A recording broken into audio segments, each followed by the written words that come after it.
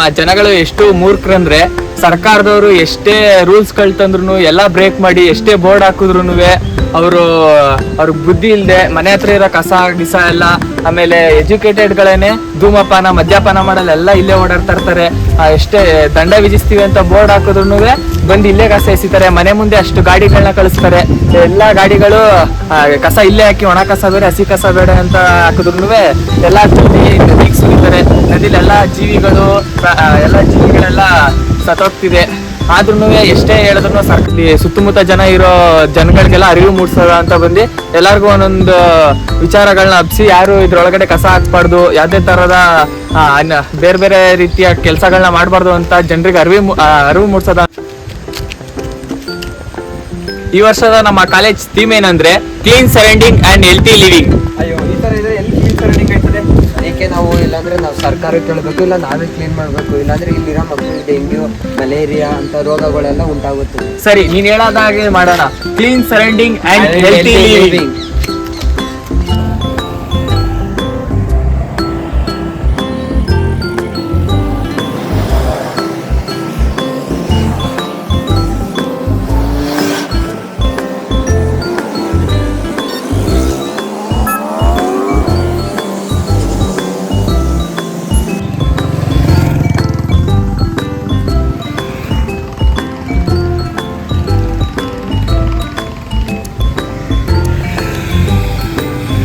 Wow, ನೋಡಿ place ಎಷ್ಟು ಚೆನ್ನಾಗಿದೆ. ಬನ್ನಿ ಒಂದು ಫೋಟೋ ತಗೋಣ. ಬನ್ನಿ ಹೋಗೋಣ ಮತ್ತೆ ಒಂದು ಫೋಟೋ.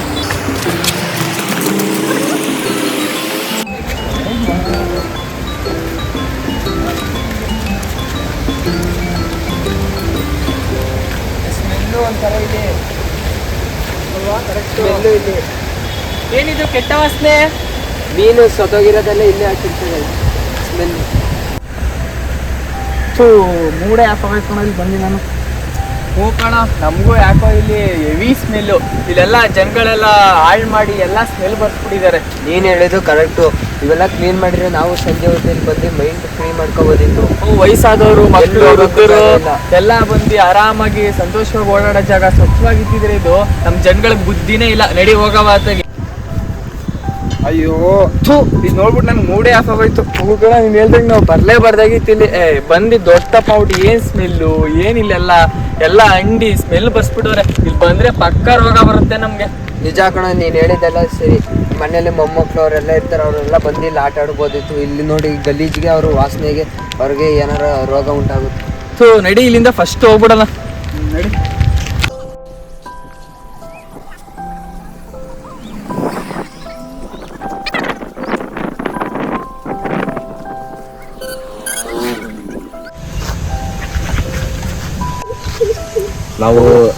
ನಾವು ಇಲ್ಲಿ ಕ್ರೀಡಾಡಕ್ಕೆ ಬರ್ತೀವಿ. ಅವಾಗ ತುಂಬ ಇಲ್ಲಿ ಗಲೀಜಿದೆ, ಮತ್ತು ಆಡೋಕ್ಕಾಗಲ್ಲ. ಬಾಲ್ ಎತ್ಕೊಳಕ್ಕೆ ಸ್ವಲ್ಪ ಅಸಹ್ಯ ಆಗುತ್ತೆ ತುಂಬ. ಅದು ನಮಗೆ ಆಯ್ತೈತೆ ಅಂದರೆ ಚಿಕ್ಕ ಮಕ್ಳಿಗೆ ಹಿಂಗಾಗಿರ್ಬಾರ್ದು. ಅದಕ್ಕೆ ಸೊಳ್ಳೆಗೆಲ್ಲ ಕಚ್ಚುತ್ತಲ್ಲ ತುಂಬ. ನಾವು ಬಾಲ್ ಎತ್ಕೊಳಕ್ಕೆ ಹಿಂಗೆ ಆಡಿದ್ರೆ ಚಿಕ್ಕ ಹುಡುಗರೆಲ್ಲ ಪಾಪ ಏನು ಮಾಡ್ತಾರೆ, ಅವ್ರಿಗೂ ಸೊಳ್ಳೆ ಕಚ್ಚುತ್ತಲ್ಲ.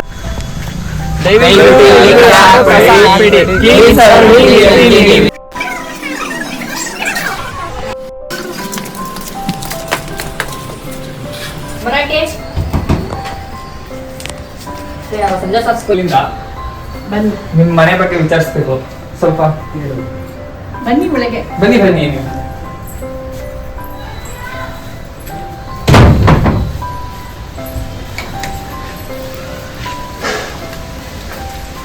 ಇದು ನೀವು ಮನೇನ ಇಷ್ಟು ಚೆನ್ನಾಗಿ ಇಟ್ಕೊಂಡಿದೀರಾ, ಏನಕ್ಕೆ ಅಂತ ಕೇಳಕ್ ಬಂದಿದ್ದು. ಹೌದಪ್ಪ, ನೀಟಾಗಿ ಇಟ್ಕೊಳ್ಳೇಬೇಕಲ್ವಾ? ಇಲ್ಲಾಂದ್ರೆ ಗೊತ್ತಲ್ವಾ ನಿಂಗೆ, ಈಗೆಲ್ಲಾನು ಪರಿಸರ ಎಷ್ಟು ಹಾಳಾಗ್ಬಿಟ್ಟೈತೆ. ಇಷ್ಟು ನಾವು ಏಜ್ ಕಳಿಯೋದೂ ತುಂಬ ಕಷ್ಟ ಆಗ್ಬಿಟ್ಟೈತಿ. ಈಗ ಪ್ಲಾಸ್ಟಿಕ್ ಕವರು, ಎಲೆಗಳು, ಕಸ ತುಂಬಾ ಇರೋದ್ರಿಂದ ನಾವು ಸ್ವಚ್ಛವಾಗಿ ಇಟ್ಕೋಬೇಕು. ಮತ್ತು ನಾವು ಈಗ ಮೊಮ್ಮಕ್ಳುಗಳು ಹಾಲು ಕುಡಿಸ್ಬೇಕು, ಅವ್ರಿಗೆ ಊಟ ಮಾಡಿಸ್ಬೇಕು. ಎಲ್ಲ ಪರಿಸರ ಸ್ವಚ್ಛತೆ ಇದ್ದರೆ ಅವ್ರಿಗೂ ಗಾಳಿ ಬೆಳಕು ಎಲ್ಲ ಚೆನ್ನಾಗಿ ಬಂದರೆ ಮಕ್ಕಳಿಗೆ ಬೆಳವಣಿಗೆಗೆ ಒಂಥರ ಉತ್ತಮ. ನಾವು ಅದಕ್ಕೆ ಔಷಧಿ ಕೊಟ್ಟಂಗೆ ಮಕ್ಕಳಿಗೆ. ಅದರಿಂದ ನಾವು ಕ್ಲೀನಾಗಿ ಇಟ್ಕೊಳ್ಳೇಬೇಕು. ಆಮೇಲೆ ಇದು ಪರಿಸರವನ್ನು ಹಾಳು ಮಾಡಬಾರ್ದು ಅಂತ. ಆಮೇಲೆ ಇವಾಗ ರಸ್ತೆಗಳು, ನದಿ ಜಲಗಳು, ಪ್ರಾಣಿಗಳೆಲ್ಲ ನಾಶ ಆಗ್ತಿದೆ. ಆಮೇಲೆ ಎಲ್ಲಾ ಮರ ಗಿಡಗಳು ಕಡಿತಾ ಇದಾರೆ. ಅದಕ್ಕೆ ಕಾರಣಗಳು ಏನು ಅಂತ ಒಂದ್ ಸ್ವಲ್ಪ ತಿಳ್ಕೊಬೋದ? ನೋಡಪ್ಪ, ಅದಕ್ಕೆ ಏನು ಅಂತ ಹೇಳ್ಬೇಕು ಅಂದ್ರೆ ಜನಸಂಖ್ಯೆನೇ ಕಾರಣ. ಮೊದಲಾಗಿ ಆ ಜನಸಂಖ್ಯೆಗೆ ಜನಗಳು ಇರಕ್ಕೆ ಏನ್ ಮಾಡ್ತಾ ಇದೀವಿ, ಅನುಕೂಲ ಬೇಕು ನಮಗೆ ಅಂದ್ಬಿಟ್ಟು ವಾಯು ಮಾಲಿನ್ಯ ಹಾಳು ಮಾಡ್ತಾ ಇದೀವಿ. ಗಾಡಿಗಳು ಬೇಕು, ಒಂದ್ ಗಾಡಿಲಿ ಎಲ್ಲರೂ ಹೊಂದ್ಕೊಂಡು ಒಂದ್ ಗಾಡಿಲಿ ಹೋಗ್ತಾ ಇಲ್ಲ ನಾವು. ಹಂಗಾಗಿ ನಮ್ಗೆ ಗಾಡಿ ಒಬ್ಬೊಬ್ಬರಿಗೂ ಒಂದೊಂದು ಬೇಕು ಅಂದ್ಬಿಟ್ಟು ಏರ್ ಪೊಲ್ಯೂಷನ್ ಜಾಸ್ತಿ ಆಗ್ತಾ ಇದೆ. ಆಮೇಲೆ ಎಲ್ಲ ಗುಂಪಲ್ಲಿ ನಾವು ಜೀವನ ಮಾಡ್ತೋ ಮುಂಚೆ ಎಲ್ಲಾನು, ಈಗೆಲ್ಲಾನು ಮುಂಚೆನೆ ಹಂಗೂ ಜೀವನ ಮಾಡ್ತಾ ಇಲ್ಲ. ಗಂಡ ಹೆಂಡತಿ ಮಕ್ಕಳು ಅಂತ ಇರಬೇಕು ಅಂದ್ರೆ ಅದರಿಂದನೂ ಕಷ್ಟ ಆಗ್ತಾ ಇದೆ. ಸರಿ ಆಯ್ತು ಆಂಟಿ. ನಾವು ನೀವು ಮನೆಗೆ ಬಂದಾಗ ಫಸ್ಟ್ ನೀವು ಇಷ್ಟು ಮನೆಗಳಲ್ಲಿ ನಿಮ್ಮನೆ ಹಾಸ್ಕೊಂಡು ಏನಕ್ಕಂದ್ರೆ ಕಂಗ್ರ್ಯಾಚುಲೇಷನ್ಸ್, ನೀವು ಈ ಪರಿಸರದಲ್ಲಿ ಚೆನ್ನಾಗೆಲ್ಲ ಮನೆ ಅಕ್ಕಪಕ್ಕ ಗಿಡಗಳೆಲ್ಲ ನೋಡ್ಕೊಂಡು ಚೆನ್ನಾಗಿದೆ ಅಂತ ನಾವು ಮನೆ ಹಾಸ್ಕೊಂಡು ನಿಮ್ಮ ಹತ್ರ ಬಂದಿದ್ದು. ಸರ್, ಇದು ಬೋರ್ಡ್ ಹಾಕಿದ್ರು ಇಲ್ಲಿ ಸ್ವಚ್ಛತೆಗಳನ್ನ ಹಾಳು ಮಾಡ್ತಾ ಇದ್ರೆ ಏನಕ್ಕೆ ಅಂತ ಒಂದ್ ಸ್ವಲ್ಪ ಹೇಳ್ತೀರಾ? ಬೋರ್ಡ್ ಹಾಕಿದ್ದಾರೆ. ಏನಕ್ಕೆ ಬೋರ್ಡ್ ಹಾಕಿದ್ದಾರೆ ನಗರಸಭೆಯವರು ಅಂದ್ರೆ ಸ್ವಚ್ಛತೆ ಕಾಪಾಡಿ, ನಾಮಕಾವಸ್ಥೆ ಬೋರ್ಡ್ ಇದು. ಅವರು ಇದು ಪೂರ್ತಿ ಸ್ವಚ್ಛತೆ ಮಾಡಿ ಒಂದು ಟ್ರಿಪ್ ಆಮೇಲೆ ಈ ಬೋರ್ಡ್ ಹಾಕಿದ್ರೆ ಇದನ್ನ ನಾವು ನಗರಸಭೆಯವರಿಗೆ ತುಂಬಾ ಪ್ರಾಶಸ್ತ್ಯ ಕೊಡ್ಬೋದಿತ್ತು. ಬಟ್ ಇದು ಸ್ವಚ್ಛತೆ ಕಾಪಾಡಿ ಅಂತ ಬೋರ್ಡ್ ಹಾಕಿದರೆ ಸುತ್ತ ಕಚಡ ಹಂಗೆ ಇದೆ. ಕಚಡ ಕ್ಲೀನ್ ಮಾಡಿ ಹಾಕಿದ್ರೆ ಇದು ಒಳ್ಳೆಯ ಬೋರ್ಡ್. ಮತ್ತೆ ಈ ಬೋರ್ಡ್ ಹಾಕಿರೋದು ನೋಡಿ, ಬೋರ್ಡ್ ಅಲ್ಲ, ಇದು ಸುಮ್ಮನೆ ಇಟ್ಬಿಟ್ಟು ಹೋಗಿದ್ದಾರೆ. ಮತ್ತೆ ಇದ್ರ ಬಗ್ಗೆ ಇಡೀ ಏರಿಯಾಗೆ ಅರಿವು ಮೂಡಿಸಿದ್ರೆ ಸ್ವಚ್ಛತೆ ಕಾಪಾಡ್ತಾರೆ. ಅದರಿಂದ ಇದು ಹಾಕಿರೋ ಬೋರ್ಡ್ ವೇಸ್ಟ್. ಇದು ಅವರು ಒಂದು ಆಕ್ಟಿವಿಟಿ ಮಾಡೋದಕ್ಕೆ, ನಗರಸಭೆ ಒಂದು ಫೋಟೋ ಮಾಡಕ್ಕೆ, ಒಂದು ಬಿಲ್ ಮಾಡೋಕ್ಕೋಸ್ಕರ ಇದನ್ನ ಹಾಕಿರೋದಷ್ಟೇ. ಇವತ್ತು ನಾವು ಮಾತಾಡ್ತಿರೋ ಟಾಪಿಕ್ ಬಗ್ಗೆ ಸ್ವಚ್ಛತೆ. ನನ್ನ ಉದಾಹರಣೆ, ಇಲ್ಲಿ ನಮ್ಮ ಹಿಂದ್ಗಡೆ ಹೊಳೆ ನೋಡ್ಬೋದು ನೀವು, ಲಕ್ಷ್ಮಣ ತೀರ್ಥ ಮಧ್ಯ ಈ ಮೈಸೂರು ಭಾಗದಲ್ಲಿ ಗಂಡು ನದಿ ಅಂತ ಇರೋದು ಲಕ್ಷ್ಮಣ ತೀರ್ಥ. ಇದು ಯಾವಾಗ ಆಯ್ತು ಅಂದ್ರೆ ಈ ವನವಾಸಕ್ಕೆ ಬರ್ತಾರಲ್ಲ ರಾಮ ಲಕ್ಷ್ಮಣ ಸೀತೆಯವರು, ಅವಾಗ ಸೀತೆಗೆ ಬಾಯಾರಿಕೆ ಆದಾಗ ಬಾಣ ಬಿಟ್ಟು ಲಕ್ಷ್ಮಣ ತೀರ್ಥ ಉದ್ಭವ ಆಗೋದು. ಈಗಲೂ ಕೂಡ ಬೆಟ್ಟದ ಮೇಲಿಂದ ಹರಿದು ಬರೋದು ಈ ಲಕ್ಷ್ಮಣ ತೀರ್ಥ. ಆದ್ರೆ ವಿಪರ್ಯಾಸ ಏನು ಅಂದ್ರೆ ಲಕ್ಷ್ಮಣ ತೀರ್ಥವಾಗಿಲ್ಲ, ಇದು ಗಬ್ಬು ನಾರದವಾಗಿದೆ. ಅದಕ್ಕೆ ಕಾರಣ ಯಾರು? ನಮ್ಮಂತ ಸಾರ್ವಜನಿಕರೇ ಕಾರಣ. ಇದನ್ನ ಸ್ವಚ್ಛತೆ ಮಾಡೋ ಕಡೆ ಯಾರು ಗಮನ ಕೊಡ್ತಿಲ್ಲ, ಜೊತೆಗೆ ಇನ್ನೂ ಹಾಳು ಮಾಡೋಕೆ ನೋಡ್ತಿದ್ದಾರೆ. ಯಾಕೆಂದ್ರೆ ಡೈರೆಕ್ಟ್ ಡ್ರೈನೇಜ್ ವಾಟರ್ ಬಿಡ್ತಾರೆ. ಸುತ್ತ ನೋಡ್ಬೋದು ನೀವು, ಸುತ್ತ ಬರೀ ಪ್ಲಾಸ್ಟಿಕ್ಗಳಿದೆ. ಮತ್ತೆ ಈ ಬೇರೆದಿರೋ ಮದ್ಯಪಾನದ ವ್ಯಸನಿಗಳದ್ದು ಬಾಟ್ಲ್ಗಳಿದೆ. ಇಲ್ಲಿ ಅತಿ ಹೆಚ್ಚು ಇದಾಗೋದ್ರಿಂದ ಈ ನೀರು ಏನಾಗುತ್ತೆ, ಪ್ಯೂರಿಫೈ ಆಗಿ ನಮಗೆ ಬರುತ್ತೆ. ಇದನ್ನ ನಾವೇ ಕುಡಿತೀವಿ. ಹೊಳೆ ನೀರನ್ನ ನಲ್ಲಿ ಬಿಡ್ತಾರೆ 2 days ಒಂದ್ಸತಿ, ಅದನ್ನ ನಾವೇ ಕುಡಿತೀವಿ. ಇದನ್ನ ಕಾಪಾಡ್ಕೋಬೇಕು. ಹೆಂಗ್ ಕಾಪಾಡ್ಕೊಳ್ಳೋದು ಅಂದ್ರೆ ನಾವು ಎಷ್ಟು ಅರಿವು ಮೂಡಿಸ್ತೀವೋ ಅದ್ರ ಮೇಲೆ ನಾವು ಕಾಪಾಡ್ಕೊಳಕ್ಕಾಗುತ್ತೆ. ಲಕ್ಷ್ಮಣ ತೀರ್ಥ ಉಳಿಬೇಕು, ಅದನ್ನ ಇನ್ನೂ ಬೆಳೆಸ್ಬೇಕು. ಈ ಗಂಡದ ಇದಕ್ಕೆ ನಾವುಗಳ ಸಾಕ್ಷಿಯಾಗಿರ್ಬೇಕು ಅಂದ್ರೆ ನಾವು ಸ್ವಚ್ಛತೆಯಾಗಿ ಇಟ್ಕೋಬೇಕು.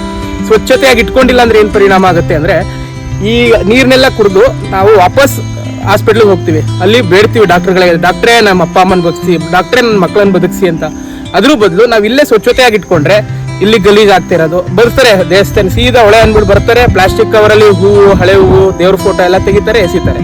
ಇದನ್ನ ಮಾಡೋದು ಬಿಟ್ಟು ಅದಕ್ಕೆ ಆದಂತ ಒಂದು ಡ್ರೈನೇಜ್ ಅಲ್ಲಿ ಮಾಡಿ ಅದನ್ನ ಎಲ್ಲೆಲ್ಲಿ ಯಾವ್ದನ್ನ ತಲುಪಿಸ್ಬೇಕು ಅದನ್ನ ತಲುಪಿಸಿದ್ರೆ ಪೌರ ಕಾರ್ಮಿಕರು ದಿನನಿತ್ಯ ಬೆಳಗ್ಗೆ ಬರ್ತಾರೆ. ಅವ್ರ ಕೈಲಿ ಕಸ ಕೊಟ್ಟರೆ ಅವ್ರು ವಿಲೇವಾರಿ ಮಾಡ್ತಾರೆ. ದಯವಿಟ್ಟು ಇಡೀ ಸಾರ್ವಜನಿಕರು ಸ್ವಚ್ಛತೆಯನ್ನ ಕಾಪಾಡ್ಕೊಳ್ಳಿ. ಮತ್ತೆ ಮದ್ಯ ವ್ಯಸನಿಗಳೇನಿದ್ದೀರಾ ಅವ್ರಿಗೆ ಅಂತಾನೆ ಬಾರ್ ಅಂಡ್ ರೆಸ್ಟೋರೆಂಟ್ ಅಂತ ಇರುತ್ತೆ. ದಯವಿಟ್ಟು ಅಲ್ಲೋಗಿ ನೀವು ತಗೋಬೇಕು. ಇಲ್ಲಿ ದೇವಸ್ಥಾನ ಇದೆ, ಹೊಳೆ ಇದೆ, ನದಿ ಅದು ಬೇರೆ ಮಾಮೂಲಿ ಕಟ್ಟೆಗಳ ನದಿ ತರ ಅಲ್ಲ, ಹರಿಯೋ ನದಿ. ದಯವಿಟ್ಟು ಸ್ವಚ್ಛತೆ ಕಾಪಾಡಿ. ದಯವಿಟ್ಟು ಮದ್ಯ ವ್ಯಸನಿಗಳು ಯಾರೂ ಬರಬೇಡಿ. ನಿಮ್ ಕೈಲಿ ಆದಷ್ಟು ನೀವು ಅರಿವು ಮೂಡಿಸಿ, ಎಲ್ಲರೂ ಸೇರ್ಕೊಂಡು ಸ್ವಚ್ಛತೆ ಕಾಪಾಡೋಣ. ಧನ್ಯವಾದಗಳು ಸರ್. ಇಷ್ಟೊತ್ತು ನಮ್ಮ ಹತ್ರ ಮಾತಾಡಿದ್ದಕ್ಕೆ ಧನ್ಯವಾದಗಳು. ಈ ವರ್ಷದ ನಮ್ಮ ಸೆಂಟ್ ಜೋಸೆಫ್ PU ಕಾಲೇಜ್ನ ಕಾನ್ಸೆಪ್ಟ್ ಏನಂದ್ರೆ clean surrounding and healthy living. Hi, I am Dr. Ulas from Asra School. Today I am going to talk about cleanliness, mainly to avoid stagnant water around surrounding your area, so that we can prevent mosquito-borne diseases like dengue, malaria. So keep clean and be safe. Good evening all. So thanks to the faculty of St. Joseph School for having this kind of initiative. First of all, I would like to tell about cleanliness. Cleanliness is an habit, so it should be started from our home only. Every individual should go for cleanliness within herself or himself in his daily life. Then he should go for the community to have cleanliness. Cleanliness is next to godliness, as our Gandhi said. So let us, all the citizens of India, first let us be good citizens to go for the cleanliness. And also, if we practice the habit of cleanliness, we can keep our community, state and nation in a good way. Then if we keep our life cleanliness, then the whole nation will be clean and also will be the good. And also a responsible citizens if we go to clean our community in good way.